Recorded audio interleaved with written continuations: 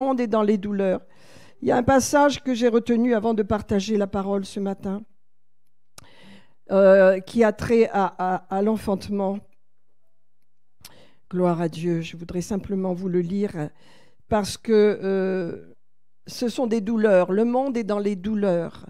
Des douleurs de violence, des douleurs de haine, de meurtre, de crimes, d'insécurité, d'irrespect, de rébellion, parce que c'est les douleurs de l'enfantement. Vous savez, quand une femme est enceinte et va accoucher, au début, elle a des douleurs très espacées. Hein? Pour les femmes, nous savons ce que c'est. Hein, moi, de mon époque, il n'y avait pas la péridurale. Donc, on subissait les douleurs jusqu'au bout. Donc, les douleurs sont très espacées. Au début, c'est quelques secondes, quelques minutes, et puis 2-3 heures après, et puis ensuite, voilà. Aujourd'hui, nous sommes dans un temps où les douleurs, c'est toutes les minutes, sans arrêt, sans arrêt, sans arrêt dans le monde. Il y a des douleurs, il y a des douleurs, il y aura des douleurs dans ce pays, il y aura des douleurs partout. Le monde est secoué, les problèmes climatiques sont de plus en plus déstabilisés, le climat, tout cela. Maintenant, c'est l'énergie, il y a des guerres proches, il y a des dangers parce que nous sommes dans le temps où l'enfantement est proche. Qu'est-ce que l'enfantement? Le royaume de Dieu va venir. Jésus va revenir. Il y a des douleurs et ce sont des douleurs d'enfantement. C'est pourquoi Jésus regarde à son Église pour que l'Église comprenne ce qui se passe dans le monde. Et ce matin, vraiment, je vous ai dit, quand je vous ai envoyé ce mail, ce SMS, je crois, oui, que nous avons besoin de voir quel va être notre futur. Le futur de ce monde, nous savons qu'il va y avoir davantage et davantage de douleurs. Parce que le temps approche, le temps de l'enfantement, le temps où le Seigneur va revenir, où l'Église va partir dans la gloire et où bientôt le Seigneur va établir son royaume approche. Et il y a des douleurs. Le monde souffre. Mais vous savez, parce que le monde souffre, Jésus a dit « J'ébranlerai le ciel et la terre ». Encore une fois, le monde est en train d'être ébranlé. Le but de tout cela, parce que c'est le péché, c'est la violence, c'est la haine, c'est le fait que l'homme a rejeté Dieu et ses lois de paix et ses lois d'équilibre et ses lois d'amour. Alors le monde est dans la haine et dans la violence. Il y a des violences partout, sur les femmes, sur les enfants, sur les hommes, sur les animaux. C'est vraiment un temps de violence et de rébellion. On ne respecte plus les autorités, on ne respecte plus rien. Partout, il y a des mouvements de haine. Halloween, on sait très bien que c'est une fête satanique. Et bien les gens fêtent cette fête comme si c'était innocent. Or, ça libère énormément de ténèbres et de puissances de démons sur la terre. Et donc, nous chrétiens, nous devons être solides et comprendre les temps dans lesquels nous sommes. Nous sommes dans des temps qui s'accélèrent et nous sommes très proches de l'enfantement. Nous sommes très proches de la naissance, de ce que le Seigneur a voulu. C'est pourquoi le monde est dans les souffrances. Regardez, il est dit, c'est dans Romains 8, 22, « Or nous savons qu'à ce jour, jusqu'à maintenant, aujourd'hui, la création tout entière, il est dit, souffre et soupire, et elle souffre les douleurs de l'enfantement. » Or, c'était il y a 2000 ans. Aujourd'hui, les douleurs de l'enfantement sont extrêmement rapides et rapprochées brutalement. Après la crise du Covid, d'un seul coup, on a vu la déstabilisation du monde. D'un seul coup, les problèmes se sont multipliés. D'un seul coup, les gens ne veulent plus travailler, les gens ne veulent plus rien faire, ils veulent rester chez eux. Il y a des choses vraiment difficiles qui viennent. Les gens ont besoin d'argent, mais ils ne veulent plus travailler. Il y a vraiment une confusion qui vient. Il y a quelque chose. Nous sommes entrés dans une nouvelle ère. Pourquoi? Parce que l'enfantement est proche. Jésus revient. C'est une grande espérance pour nous, l'Église. Alléluia. Vous voyez? Alléluia. Il est dit que nous savons que jusqu'à maintenant, la création tout entière soupire, ça veut dire souffre, et souffre les douleurs de l'enfantement. Et ce n'est pas elle seulement, mais c'est nous aussi, qui avons les prémices de l'Esprit. Mes amis, nous avons célébré et nous célébrons le Saint-Esprit. On ne peut pas être chrétien. Un chrétien qui n'a pas l'Esprit n'appartient pas à Christ. Être chrétien, c'est avoir reçu le Saint-Esprit en vous quand vous avez cru. Avez-vous reçu le Saint-Esprit quand vous avez cru? Oui, mais avez-vous été baptisé? Vous vous rappelez l'apôtre Paul qui rencontre ses 12 disciples à Éphèse? Oui, on a cru, mais on n'a pas été baptisé de puissance. Alléluia, mais nous avons reçu le Saint-Esprit en nous. C'est une puissance en nous qui nous permet de connaître Dieu, d'aimer Dieu. On a chanté, on a célébré le Seigneur, mais c'est par l'Esprit. Parce que nous sommes nés de l'esprit, nous avons l'esprit. Ça n'est pas mental. L'adoration n'est pas mentale, c'est spirituel. Nous sommes nés de l'esprit, nous sommes chrétiens.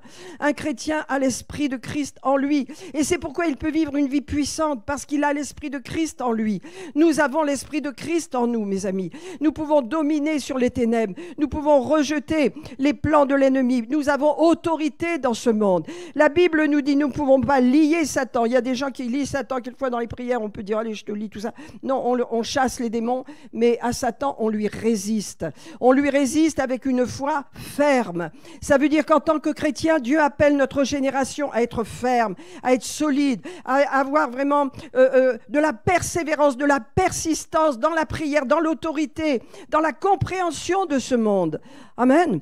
Quand nous voyons la rébellion, quand nous voyons tout ce qui va se passer, parce que l'année se termine, mais elle ne va pas être facile, et l'année 2023 va être de plus en plus difficile pour le monde, mais pas pour l'Église, pas pour vous, mes amis, parce que vous êtes bénis, et parce que de plus en plus le Saint-Esprit investit dans votre vie pour que vous soyez forts. Alléluia, sans crainte, sécurisés dans votre vie, protégés par Dieu. Alléluia, et que vous alliez de l'avant, parce que les gens seront tellement troublés, et sont en train d'être tellement troublés qu'ils vont vouloir attraper votre vêtement et vous dire, dis-moi d'où vient ta paix, dis-moi d'où vient la sécurité, où je peux trouver la guérison, où je peux trouver la sécurité. Amen. Nous entrons dans cette ère, mes amis. C'est pourquoi réjouissons-nous. Le Seigneur est aux commandes. C'est pas lui qui crée le mal. Le péché en l'homme et Satan lui-même pousse les gens. Vous voyez la terre entière fête Satan aujourd'hui. Et on dit, je voyais la royauté qui est souvent un exemple, entre guillemets, bon, ils sont en train de fêter Halloween à leurs enfants. On se dit, bon, eux non plus, ils ne sont pas éclairés. Qui est éclairé aujourd'hui? La lumière est dans l'Église, mes amis. On sait que c'est une fête satanique. On sait que les enfants, on les enseigne dans la sorcellerie très tôt. Parce que, et voilà, il y a toute cette littérature qui est sortie avec Potter et compagnie. Eh bien, c'est ça, nous sommes dans ce monde où les enfants sont la cible.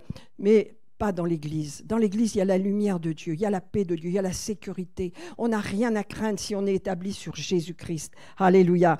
Et vous voyez, l'apôtre Paul avait un combat. On va lire Colossiens chapitre 1. Son combat, c'était de former des hommes et des femmes de puissance et de gloire. Alléluia. Colossiens 1, je vais vous le lire, 25-26, il dit... donc c'est à partir du 26, l'apôtre Paul dit, c'est de l'Église, donc c'est d'elle dont j'ai été fait ministre, pasteur, responsable, serviteur, on pourrait dire, un ministre du Seigneur, selon la charge que Dieu m'a donnée auprès de vous, afin que j'annonce pleinement la parole de Dieu, le mystère caché de tout temps et dans tous les anges, mais révélé maintenant à ses saints, à qui Dieu a voulu faire connaître quelle est la glorieuse richesse de ce mystère, parmi les païens, savoir Christ en vous, l'espérance de la gloire.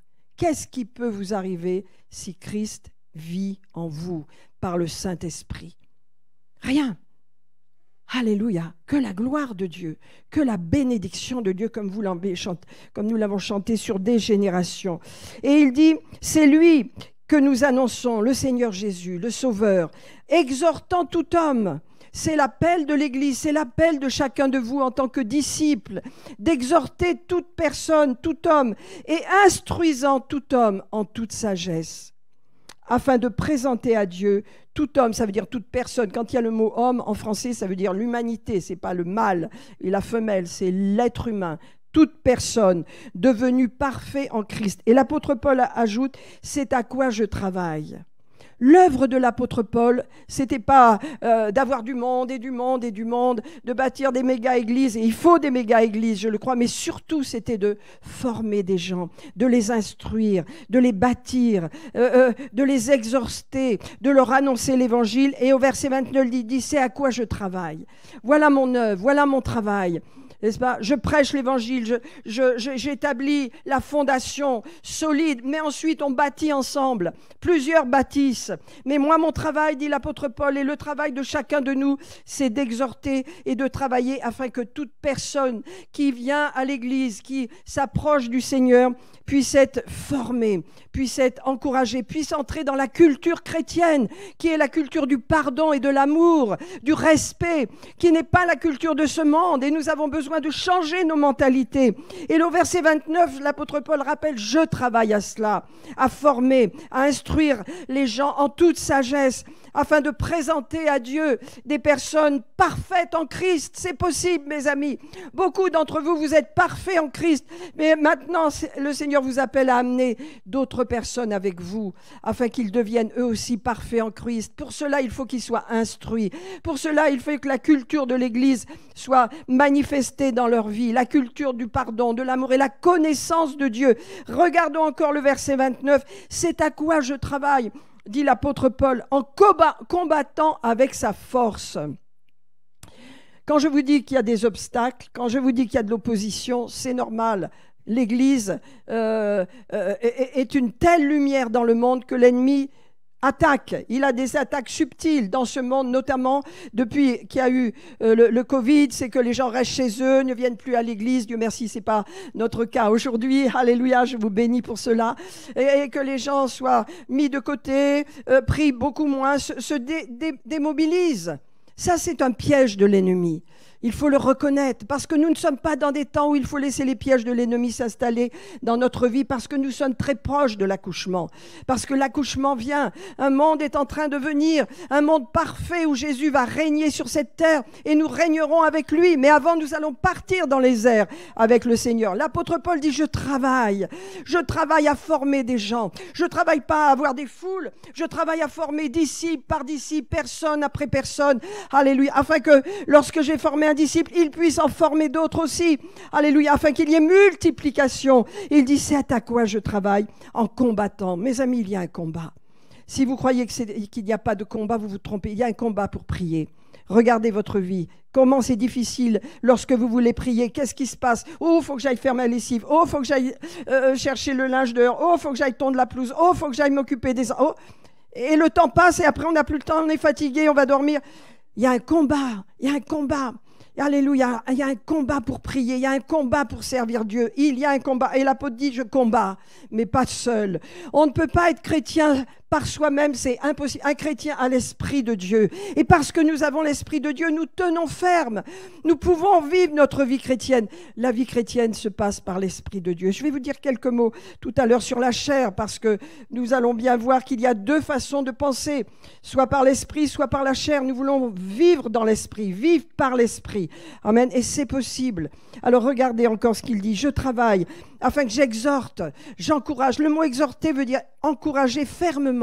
J'exhorte toute personne et j'annonce Jésus-Christ à toute personne autour de moi, et afin que j'instruise. Et pour instruire les autres, mes amis, il nous faut être instruits nous-mêmes. Et vous savez, l'instruction dure toute notre vie. On est instruit par la parole de Dieu. Toute notre vie, le Saint-Esprit nous instruira. Ça durera, vous dites, oh, je suis chrétien depuis 10 ans, depuis 20 ans, je sais tout. Non, non, non, c'est une séduction. On a besoin d'être instruit tout le temps. Dieu nous instruit sur sa parole. Et sa parole, c'est comme un diamant, il y a 1000 éclats. On n'a jamais fait le tour. Il y a toujours une révélation nouvelle. Alléluia, pour chacun de nous. Il est dit, je travaille à cela de toutes mes forces en combattant, mais avec sa force.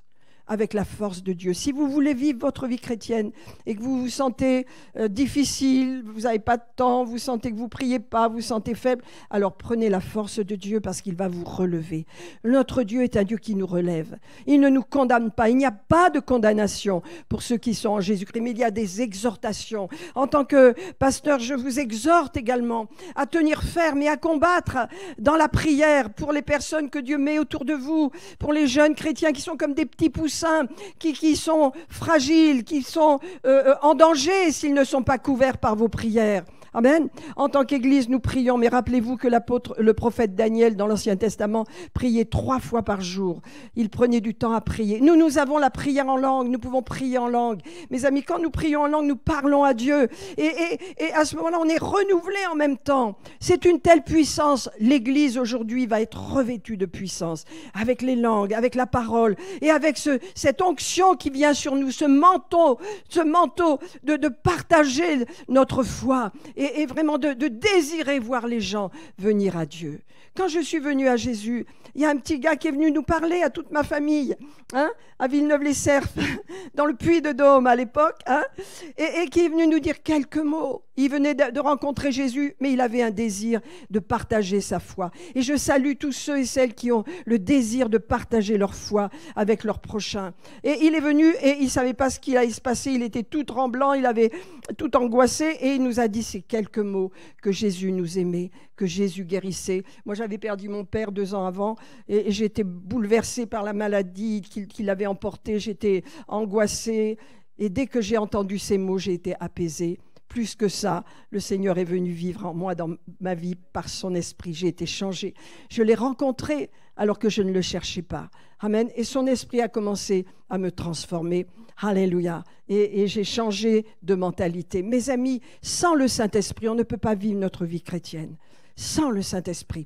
Le Saint-Esprit à la Pentecôte, c'est la naissance de l'Église. L'Église est dans le Saint-Esprit. Vous avez toutes sortes de pensées, mais vous n'avez peut-être pas la pensée de l'Esprit parce que vous n'avez pas reçu cette nouvelle naissance qui vous permet d'inviter le Saint-Esprit. Et qu'est-ce qui fait le Saint-Esprit en vous? Il purifie votre esprit. Notre esprit est entaché, c'est une nature pécheresse qui vient d'Adam, c'est dans notre esprit. Mais lorsque nous devenons chrétiens, boum, il y a un changement. On reçoit un esprit tout neuf, une restauration, on peut dire une reconstruction, une métamorphose totale de notre esprit qui est en connexion avec l'Esprit de Dieu. Le Saint-Esprit n'est pas en connexion avec le péché. C'est pour ça qu'il dit, tu veux me recevoir, alors je t'accepte, mais je te change à l'intérieur. Tu reçois une nouvelle nature, une nature spirituelle. Tu es tout neuf, tout propre. Tes péchés sont pardonnés. Ton esprit est en connexion avec Dieu. Mais il y a une chose qui ne change pas et qui n'est pas sauvée, c'est ta pensée. C'est le monde de la pensée. Amen. Alors rappelez-vous, je vais passer à un sujet, je vais aller sur ce sujet-là, mais rappelez-vous, l'apôtre Paul travaillait à former, à instruire, à encourager les gens afin qu'ils deviennent des disciples forts. Parce que dans les temps où nous sommes, mes amis, il va y avoir vraiment une séparation entre celui qui est fort et celui qui est faible. Sans la force de Dieu, sans le fait d'être 100% pour Dieu, on ne tiendra pas dans les temps qui viennent. C'est pas possible. Les gens qui ne sont pas couverts par leur église, dans l'église locale, il y a une couverture, une protection surnaturelle. Ils ne tiendront pas. L'ennemi est subtil et je vais vous dire, il est enragé dans ces jours parce qu'il sait que son temps est terminé. Il sait que son temps se termine. Donc nous devons être sérieux. On ne peut pas être plus fort que Dieu. Si Dieu a établi des églises locales partout dans le monde, c'est parce qu'il y a une sécurité, une protection dans l'église locale. Et le Saint-Esprit agit. Alléluia. Des conseils qui sont donnés. Dans l'église, quand on est dans la louange, qu'on écoute la parole, il y a des instructions qui nous viennent par l'Esprit, car le Saint-Esprit nous instruit. Il nous instruit sur nous-mêmes. Alléluia, au travers de ce message, je suis sûr qu'il y a au moins 50 personnes qui pourraient dire « Moi j'ai reçu ça, moi j'ai reçu ça ». Personne ne reçoit la même chose parce que le Saint-Esprit nous instruit tandis que la parole est prêchée. Alléluia. Amen, amen. Donc l'apôtre Paul dit, je termine ce verset 29, de 1 Colossiens chapitre 1, il dit « Je travaille à cela ». Voilà l'œuvre de l'apôtre Paul.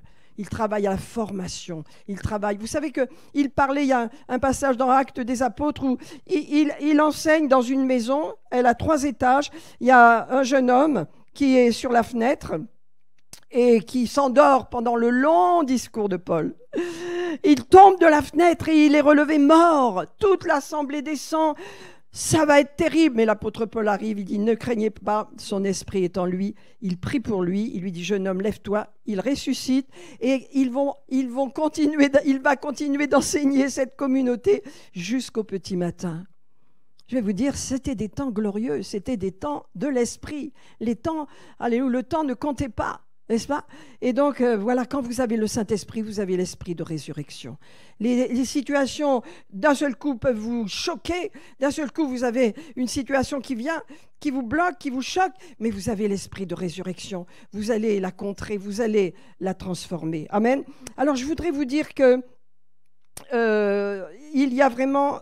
Je vais essayer de prendre un autre passage pour vous dire qu'il y a vraiment deux façons de penser. Vous êtes nés de nouveau en Jésus, votre esprit est né de nouveau. Il est pur, il est parfait. Vos péchés sont pardonnés, pas votre tête.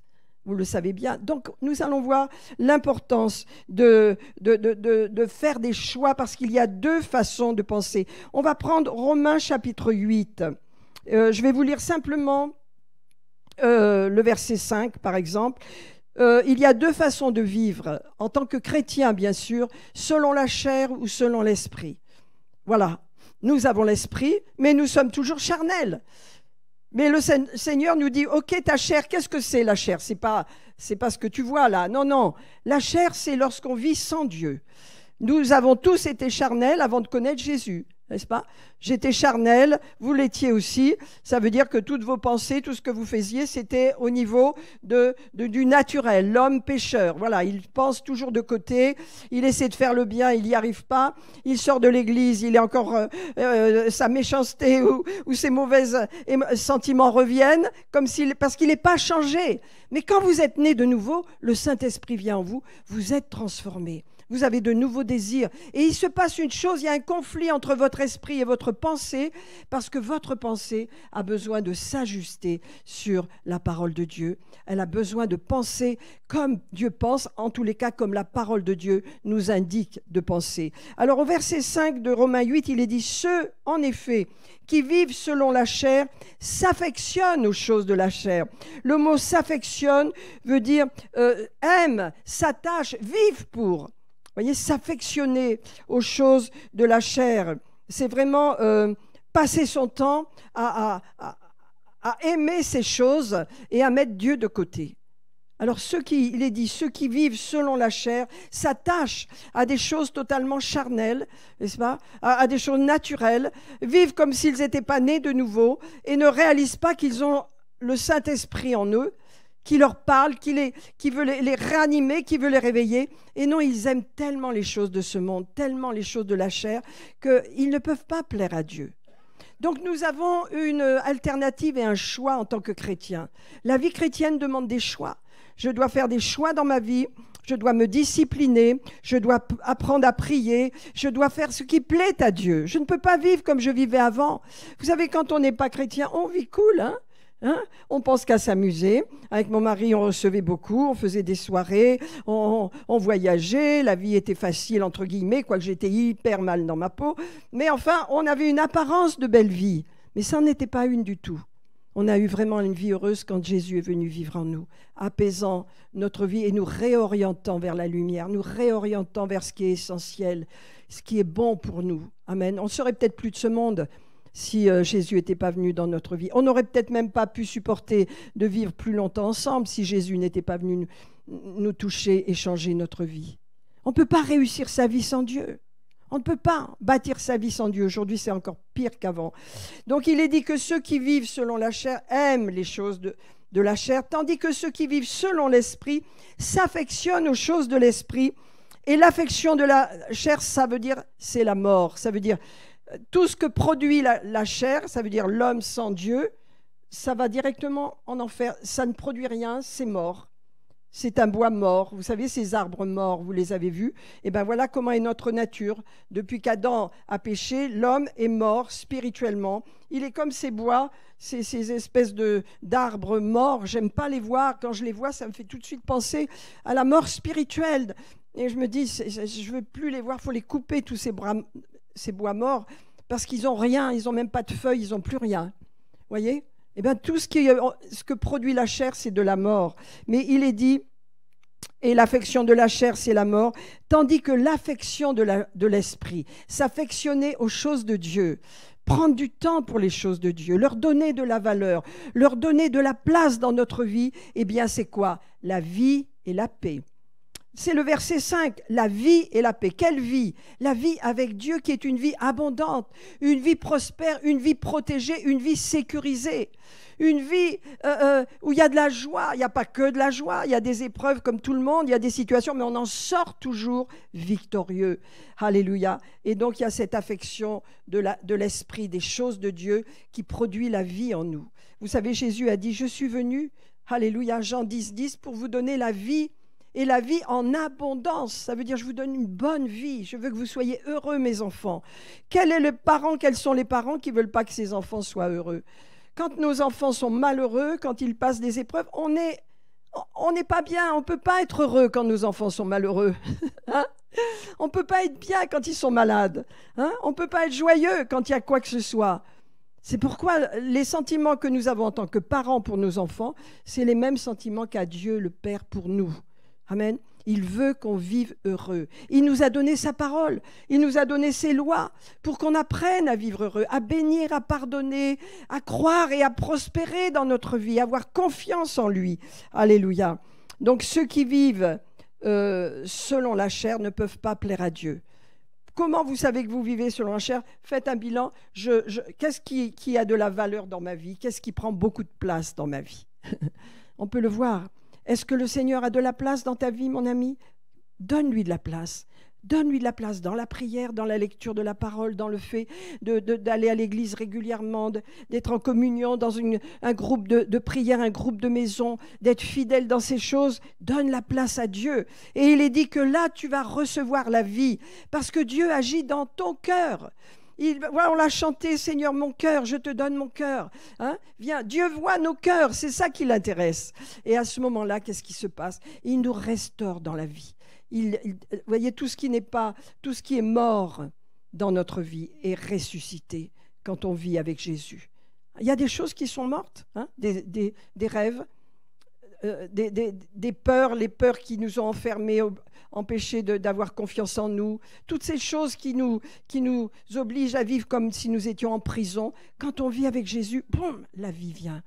Toutes ces choses disparaissent. Pourquoi? Parce que la vie est plus forte que la mort. Tout ce qui était mort en nous est détruit. Parce que la vie, alléluia, l'affection de l'esprit, c'est la vie. La vie, mes amis, abondante avec Jésus, pour Dieu. Et la paix. Combien c'est important dans les temps troublés, le Seigneur a dit, vous inquiétez pas, il y aura des tribulations, des difficultés dans ce monde, mais prenez courage, j'ai vaincu le monde et ma paix vous gardera. C'est important d'être dans la paix. Amen. Quand les situations arrivent, au début on est un peu bouleversé, il y avait cette préparation de guerre, ce président Poutine qui agite la guerre atomique et toutes ses conséquences, ça peut inquiéter, puis d'un seul coup on dit, oh, et moi je prie. Je demande que cette guerre atomique soit arrêtée, je la refuse et je prie que, alléluia, la sécurité continue, alléluia, de protéger notre pays et les gens, alléluia. La prière étant la main, alléluia, de Dieu sur nous. Plus nous prions, plus la main de Dieu est sur nous. Amen. Quand je parle nous, je ne parle pas que de nous, je parle du monde dans lequel nous sommes, je parle de ce pays, bien sûr, et je parle de tout ce continent dans lequel nous sommes engagés. Donc les chrétiens vivent par l'esprit, et quand ils vivent par l'esprit, ils sont pleins de vie, et ils sont quoi? Pleins de paix. Ils ont de la paix, alléluia, et de la paix et de la joie, alléluia. Car l'apôtre Paul nous rappelle dans Romains, verset 14, car le royaume de Dieu en nous, lorsqu'on a l'esprit de Dieu, le royaume de Dieu en nous, ce n'est pas le manger et le boire. Et vous savez, quand on vit dans la chair, on vit pour manger, on vit pour se distraire, on vit, vous savez, les gens ne veulent plus travailler. Pourquoi? Ils ne veulent que se distraire parce qu'il y a eu toute cette période du Covid. On est resté chez soi. C'est vrai que c'était très agréable. On avait son mari, on avait ses enfants, on avait sa famille. Pour certains, pour d'autres, c'était cauchemardesque. Mais enfin bon, la plupart du temps, ils ont pris goût, les gens. Et aller au travail, ben, ça ne leur dit plus rien. Donc, qu'est-ce qui se passe? Il y a un changement de mentalité. C'est comme le courage de se lever le matin a disparu. Et donc, il nous est dit que... oui, car le royaume de Dieu, donc en nous, ce n'est pas le manger et le boire. Ce n'est pas vivre que pour ces choses, ça veut dire. Mais le royaume de Dieu, c'est la justice, la paix et la joie par le Saint-Esprit. Vivre pour Dieu, c'est vivre par le Saint-Esprit. C'est vivre par l'Esprit.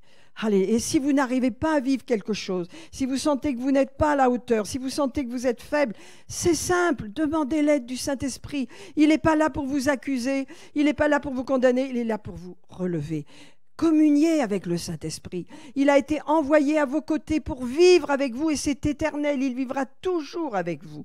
Le Saint-Esprit ne vous quittera jamais, il sera toujours avec vous. Et il est dit dans Romains 8, si celui qui a ressuscité Jésus d'entre les morts habite en vous, celui qui a ressuscité Christ d'entre les morts rendra aussi la vie à vos corps mortels par son esprit qui habite en vous. Ça veut dire qu'un jour, si Jésus ne revient pas du temps de notre vie terrestre, nous devrons partir et laisser notre corps sous la tombe. Nous allons vers le Seigneur. Mais l'espérance de l'Église, c'est la résurrection totale, des corps aussi. Notre corps sera ressuscité un jour. Nous aurons la résurrection des corps. Et l'apôtre Paul le dit, si l'esprit de celui qui a ressuscité Jésus habite en vous, il y a l'importance d'avoir l'esprit en vous, mes amis. Alors, celui qui a ressuscité, c'est le Père, c'est Dieu, Christ d'entre les morts, rendra aussi la vie à qui? À vos corps mortels. Nos corps sont mortels, nos corps vieillissent, nos corps se fatiguent, nos corps souffrent quelquefois, n'est-ce pas? Il change, mais il rendra la vie à vos corps mortels par son esprit qui habite où? En vous. Il faut que l'esprit de Dieu soit en vous, mes amis. C'est plus le moment de rigoler. Amen. Il y a les douleurs de l'enfantement qui arrivent de plus en plus proches. Est-ce que quelqu'un n'a pas l'Esprit de Dieu en lui? Est-ce que quelqu'un a besoin de recevoir l'Esprit de Dieu, la nouvelle naissance en lui? Est-ce que quelqu'un veut naître de l'Esprit? Ne restez pas en dehors. Ce n'est pas possible. Aujourd'hui, il faut être dedans. Pourquoi? Parce que le temps est dur et que les mois qui viennent et l'année 2023, il y aura la gloire dans l'Église, mais le monde va souffrir. On a vu qu'il y a maintenant à Rouen, on a vu un assassinat. Moi, je trouve que c'est la première fois qu'il y a des choses aussi horribles qui se passent si proches de nous. Aujourd'hui, il y aura des choses proches de nous. Avant, ça arrive dans le nord, dans la région parisienne, il y a des horribles crimes, etc. Mais on se dit, bon, ici, c'est quand même relax, hein, mais non, c'est fini ce temps-là. Il y a même des crimes à Rouen, c'est tout près. Hein, une jeune fille de 20 ans qui a été tuée, je ne sais plus comment, mais enfin bref.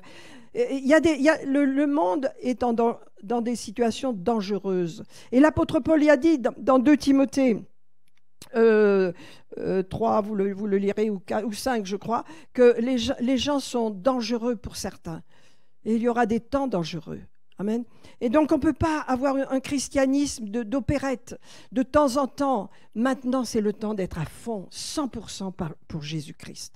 C'est le temps. Amen. C'est le temps. Ça n'appartient qu'à vous et à moi. C'est mon choix. Vous voyez, quand on dit marcher par l'esprit, on dit, en fin de compte, qu'il y a 2 façons de penser. Et elles sont opposées. Mais c'est mon choix. Hein? Je suis chrétienne, je suis née de nouveau, et puis voilà, je retourne un peu les choses de la chair. Oh, j'irai un peu à l'église de temps en temps, je prierai un petit peu moins. Oh, et puis voilà, et vous mettez votre cœur dans des choses qui sont passagères, alors que les choses éternelles vont durer toujours et que vous les négligez. Je ne dis pas que tout le monde le fait, mais il se peut que vous les négligiez. Donc, qu'est-ce qu'il faut faire? Il faut demander l'aide du Saint-Esprit. Demandez, pardonne-moi, Seigneur, je veux revenir à toi, mais j'ai besoin que tu le fasses. Vous savez, on a chanté, j'ai besoin de toi. Vivre sa vie chrétienne comme ça, par soi-même, avec sa propre force, c'est impossible. On a besoin de Dieu, on a besoin du Saint-Esprit. Alors, quand j'étais athée, quand j'étais rebelle, je me disais, oh, ces chrétiens sont des faibles, ils ont besoin de Dieu. Moi, j'ai besoin de personne. Quelle illusion! Quelle erreur. Mais on est bête quand on n'est pas chrétien, je vous assure. Et on croit qu'on est intelligent en plus, on croit qu'on est supérieur. Oh là là, alléluia. Je vais vous dire une chose, mes amis, pour vous montrer à quel point le fait d'être enseigné, d'être instruit, d'être formé est important. Notre chair, qui est notre nature humaine, sans Dieu, parce qu'on a tous la chair, on est tous charnels. Si on la laisse aller, c'est pas où elle va aller. Hein. Notre chair, il est dit, peut et doit être éduquée. Je répète, notre chair, ça veut dire notre pensée, notre façon de voir, tout ce qui appartient à notre naturel, à notre être naturel, peut et doit être éduqué dans le Seigneur. C'est puissant, c'est très puissant. Les petits-enfants sont éduqués à l'école, Ils sont éduqués dans les écoles d'une façon ou d'une autre, mais à l'Église, il y a ce besoin d'être éduqué dans les choses de Dieu. On a besoin d'être éduqué, et pas un jour, on a besoin de persévérer. Parce que, vous voyez, je vais vous dire, la prière et la position persistante d'un chrétien qui s'oppose aux ténèbres, eh bien, résiste à Satan, en fin de compte. Satan, il faut lui résister. Et comment on lui résiste ? Par la fidélité, par le fait que nous nous instruisons, par le fait que nous obéissons à la parole de Dieu, que nous faisons ce qui est agréable à Dieu, alléluia, que nous marchons dans l'amour et que nous aimons la parole de Dieu. Donc nous nous instruisons, nous nous formons. Notre être naturel, je vais m'arrêter là, doit et peut être éduqué. Quand je vous parle d'éducation, c'est de la formation. La parole de Dieu nous forme. L'apôtre Paul a dit, moi c'est mon œuvre, c'est mon travail, je prends personne après personne. Chaque personne, je les aide, je les instruis, je pleure avec elles, je les conduis. L'apôtre Paul, il faut pas voir un homme qui avait des multitudes de personnes autour de lui. Il allait dans une communauté où il mettait au monde des croyants on peut dire en priant, il les mettait au monde dans l'esprit d'abord, vous savez, il les enfantait dans l'esprit par la prière. Ensuite, il établissait l'église. Après, il les prenait point par point, personne par personne pour les aider. Il pleurait avec eux, il les encourageait, il les exhortait. C'est ça, c'est faire des disciples, c'est être avec les gens. C'est ce que notre Église est en train de se préparer à être de plus en plus, avec les gens, pour les gens. Alléluia, les aimer, les entourer, être des chrétiens forts. Pas des gens qui veulent tout le temps la prière, tout le temps qu'on s'occupe d'eux, tout le temps. Non, c'est le temps d'être tourné vers les gens. Trop de gens vivent des drames, trop de gens sont malheureux, trop de jeunes se suicident, trop de crimes, trop de violences. Même les gens violents, Dieu peut les sauver. L'apôtre Paul était un homme violent. Il prenait les chrétiens, il les mettait en prison, il les faisait juger, tuer. Il était sur des chevaux, il était un homme de guerre. Mais le Seigneur l'a arrêté à Damas. Il est tombé par terre. Il a dit, mais qu'est-ce que c'est ? Je suis devenu aveugle, qu'est-ce que c'est ? Il y a une grande lumière qui l'a aveuglé. Il a dit, qui es-tu, Seigneur ? Je suis Jésus que tu persécutes. Il persécutait les chrétiens. Quand on persécute les chrétiens, on persécute Jésus lui-même. Parce que vous êtes en Christ, vous faites partie de lui. Et il l'a arrêté, alléluia, il est devenu ce gagneur. Amen. Bon, je vais m'arrêter là, mes amis, pour prier. Est-ce que je vous aide ce matin pour comprendre que le 11 novembre, de nouveau, on a une réunion à l'hôtel. Le 13, pardon, oui, c'est le mois de décembre. Le 13, on a une réunion nouvelle à l'hôtel Mercure. Oui, merci. Hein. De nouveau, mes amis, reprenez votre zèle, reprenez votre bâton de pèlerin, amenez des personnes, amenez du monde, faisons que vraiment il y ait quelque chose de fort. Si vous n'amenez personne, eh bien, venez vous-même, participez, soutenez cette action parce que voilà, nous avons décidé de continuer de bénir les gens. Amen. On l'a chanté, peut-être on va le chanter tout à l'heure encore en terminant. Bénir. C'est ça, être chrétien, c'est bénir le monde. Les gens peuvent vous maudire, le diable vous maudit, les sorciers vous maudissent, les gens de Halloween, cachés comme ça. C'est Satan derrière qui veut maudire. Vous savez, les petits apprennent la sorcellerie à maudire. Tu me donnes pas d'argent, je te maudis. C'est ça, Halloween, une fête. Puis il y a des gens qui vont fêter ça. Et il y a des chrétiens qui disent, oh, c'est pas grave, je vais habiller ma fille en magicienne. Ben, la magie, regardez dans Deutéronome 18, c'est de la magie. La magie, c'est interdit par la Bible. C'est lié à la sorcellerie et au satanisme. La magie, oui, les petits tours comme ça, il y a quelque chose d'autre derrière. Hé, réveillons-nous, connaissons la parole de Dieu, mes amis. Sortons des ténèbres, l'astrologie, toutes ces choses, c'est dénoncer. C'est mettre la porte, ouvrir la porte à des démons qui vous trompent. Dieu vous libère et vous délivre. Alléluia. Vous mettez votre confiance en lui pour votre avenir parce que ce n'est pas les astres qui vous donneront la direction sur votre vie. Ce sont des mensonges. Quand vous voyez cette femme qui s'appelle, cette chanteuse Françoise Hardy, que j'ai beaucoup aimée dans les 60, là, 70, 80, hein, qui chantait si bien. Hein, elle s'est jetée dans l'astrologie. Elle est devenue une grande prêtresse de l'astrologie. Maintenant, elle n'ose plus invoquer parce qu'elle est tellement malade et que les démons lui ont dit on va te prendre avec nous et on va te faire souffrir, qu'elle n'ose plus pratiquer rien du tout. Elle est terrorisée. Voyez, c'est ce que fait les démons. Ils se cachent derrière des tas de manifestations, de sciences, de religions fausses, de toutes choses. Et qu'est-ce qui se passe? Les gens deviennent des esclaves. Il y a des drames dans les familles, il y a des tragédies. Il y a toujours des ténèbres derrière. Jésus est venu vous bénir et me bénir. Il est venu vous bénir, vous et votre famille, parce que Dieu est le Dieu de la famille. Il aime vos enfants, il aime vos petits-enfants, il voit vos générations. Alléluia, il vous donne une grâce particulière. Dieu est le Dieu de la famille. Il a dit à Abraham, alléluia, toutes les familles seront bénies en toi, Abraham, parce que tu as la foi. Et les familles, c'est les chrétiens. Vous avez des familles, des parents, des grands-parents, certains sont célibataires, d'autres sont mariés, donc ont des enfants. Mais je vais vous dire, nous sommes une famille ici. Chaque église locale, c'est une famille de Dieu. Et si vous n'avez pas d'enfants, gloire à Dieu, vous êtes comme l'apôtre Paul, si vous n'êtes pas marié. Vous vous marierez si vous le voulez, ça c'est votre... Mariez-vous dans le Seigneur. Mais si vous n'êtes pas marié, vous aurez des enfants spirituels. Vous donnerez la vie. Amen. Ça doit vous motiver, ça doit vous encourager. Alléluia. Parce que les enfants, alléluia, que Dieu nous donne sont des enfants qu'on gardera dans l'éternité, qui nous remercieront, qui nous diront merci, je peux venir dans la présence de Dieu parce que tu as témoigné, tu m'as parlé, tu m'as invité dans ton groupe de maison, tu m'as aidé, tu m'as parlé de Dieu. Alléluia. Et la bénédiction va sur votre famille. Satan détruit les familles. Satan ouvre la porte au divorce, à la haine.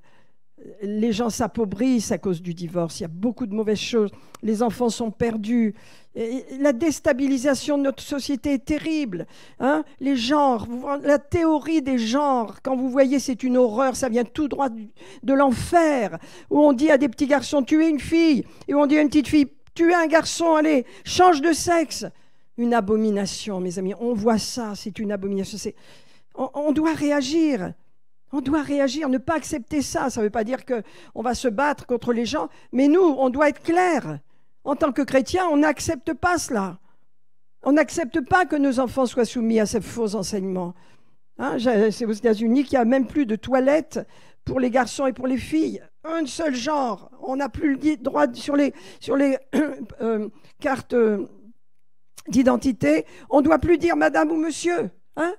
À l'école, il est dit, je ne sais plus ce qu'on m'a raconté, mais des choses comme ça, quoi. C'est affreux, quoi. Où on est. C'est Dieu qui a créé l'homme et c'est Dieu qui a créé la femme. Alléluia. Et tout ça, c'est pour la gloire de Dieu. Seigneur, nous voulons te bénir ce matin, Seigneur. C'est vrai que nous devons savoir dans quelle heure nous sommes. Nous sommes dans cette fin d'année maintenant. Nous entrons dans le mois de novembre, puis le mois de décembre, Seigneur. Et le monde va être secoué de plus en plus. Notre position, Seigneur, c'est d'être solidement enracinés en toi et d'accomplir ta volonté, Père. Père, nous croyons qu'il y a un appel à la formation. Et c'est vrai qu'on est en retard pour notre site. Excusez-nous, je vous l'avais promis. On a du retard parce que comme on a commencé notre déménagement, on a mis le site de côté. Il n'est pas tout à fait fini, mais on va continuer de façon à vous le présenter peut-être vers la fin de l'année. Mais c'est important que vous puissiez faire la formation. Il y a une formation pour les premiers chrétiens, les jeunes chrétiens qui n'ont pas eu de formation. Hein, la formation C1, C2. Et ensuite, pour les chrétiens, il y a la formation C3 et C4, ça veut dire disciples et leaders, responsables. Et ce sont des très, très puissantes formations. Et donc, bientôt, on va vous les mettre à la disposition. Il y aura un petit soutien financier à apporter dans chaque cours, parce que c'est des cours importants. Mais je vous sais que vous y participerez parce que c'est une formation et nous allons tous la faire. C'est une puissante formation. On nous dit comment amener les gens au Seigneur, comment bénir les gens, comment prier pour les gens, comment être un responsable soi-même, comment être formé, quoi. On a besoin d'être formé. L'apôtre Paul le dit. Et je veux former, instruire tout homme afin de présenter à Dieu des personnes parfaites en Jésus-Christ. Alors vous dites, je ne serai jamais parfait. Moi non plus, je ne suis pas parfaite. Mais en Christ, je le suis. Parce que je crois en lui, j'ai confiance en lui. Vous êtes parfaits. Amen. Nous sommes parfaits en Christ. Mais quand on vient à Jésus, on a besoin d'apprendre qui on est. Et ça, c'est la formation. Amen. Mes amis, gardons tout ça dans nos cœurs. Alléluia. Sachons dans quel jour nous sommes. Et ne nous laissons pas fléchir. Ne nous laissons pas voler. Nous avons le choix, deux façons de penser. Soit la chair, soit l'esprit. Je ne vous ai pas donné l'explication. Comment vivre par l'esprit? Eh bien, affectionnez-vous aux choses de l'esprit. Prenez du temps pour prier. Parlez à Jésus. Prier, c'est parler à Jésus. Parlez-lui comme votre meilleur ami quand vous téléphonez à vos amis. Parlez à Jésus matin, midi et soir. Rendez grâce pour le repas qu'il vous donne. Rendez grâce pour toutes choses, comme faisait Jésus. Lisez la Bible, lisez les évangiles. Voyez comment Jésus agissait. Il guérissait. Lisez les épîtres, tout ce qui touche à l'Église. Instruisez-vous et soyez fidèles. Amen. Dieu va libérer sur vous et libère sur vous une grâce particulière, afin qu'on soit tous des disciples, tous responsables, tous désireux voir le royaume de Dieu dans la vie des gens, dans la vie de ceux qui sont abandonnés, perdus. On peut être très bien habillé et être perdu. On peut être très beau, afficher des sourires et à l'intérieur être mort. Que Dieu nous donne du discernement. Le monde a besoin de vous. Le monde a besoin, mais soyons formés ensemble. Amen. Seigneur, nous voulons te remercier ce matin. Il y a une urgence dans notre esprit à comprendre que nous allons dans ces temps difficiles où l'accouchement se fait, Seigneur, et les douleurs de l'accouchement, les douleurs, Seigneur, sont bien réelles et on les voit autour de nous, Seigneur. On les remarque, on sait qu'elles sont là et on sait que les gens souffrent et vont souffrir de plus en plus. Et vous voyez, je vais vous lire quand même pour terminer Galates 4, 19, il est dit, l'apôtre Paul dit « Mes enfants, pour qui j'éprouve à nouveau les douleurs de l'enfantement, jusqu'à ce que Christ soit formé en vous. » Et il dit « Je voudrais être maintenant auprès de vous et changer de langage, car je suis inquiet à votre sujet. » On voit à quel point l'apôtre Paul portait les gens. Ils étaient inquiets, pourquoi? Parce que les Galates, les gens qui étaient convertis à Jésus-Christ, voulaient retourner sous la loi, abandonner la grâce et repasser sous « tu dois ». C'est pas ça la vie avec Dieu, c'est le Saint-Esprit qui nous conduit.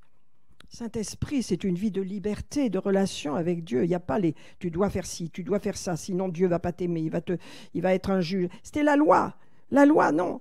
Et il voulait retourner. L'apôtre Paul dit « J'éprouve à nouveau les douleurs de l'enfantement, jusqu'à ce que Christ soit formé en vous. » Prions cette prière, mes amis, que Christ soit formé en nous. Amen. Seigneur, je prie que Christ soit formé en nous. Alléluia, que chacun de nous, nous formions comme Christ le veut. Soyons forts et déclarons-le, mes amis, déclarons-le. Merci Seigneur. Allons, parlons fort, mes amis, crions. Merci Seigneur. Merci Seigneur. Merci Seigneur. Merci Seigneur. Je crois que Christ se forme en moi. Je crois que je suis instruit, que je suis formé, que je suis exhorté à marcher par l'Esprit. Je choisis deux façons de penser. Je choisis de penser par l'Esprit, de vivre par l'Esprit. J'abandonne la chair. J'abandonne cette façon de vivre. Je vis pour toi, Seigneur. Je vis pour toi, Seigneur. Je le confesse, je le crois et je la vois s'accomplir. Merci, Seigneur, que Christ se forme en moi, que Christ soit formé en moi au nom de Jésus. Amen. Amen. Alléluia. Oh, que Dieu soit béni. À lui la gloire.